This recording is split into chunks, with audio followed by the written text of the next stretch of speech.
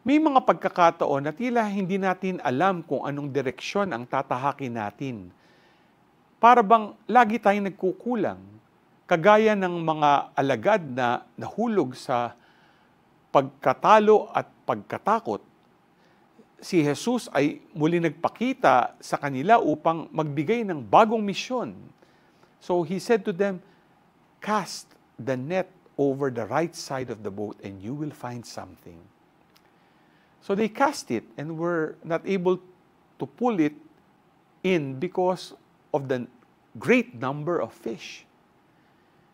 Hindi pa huli ang lahat upang magsimula ulit. Ang hamon ni Jesus ay pagtitiwala sa kanyang plano at maging handa sa pagbabago. Tanggapin ang bagong misyon na ibinibigay sa atin ni Jesus at magsimula muli. Kahit na tayo nadapa, ang kanyang biyaya ay palaging magbibigay sa atin ng lakas upang magpatuloy. G ka ba?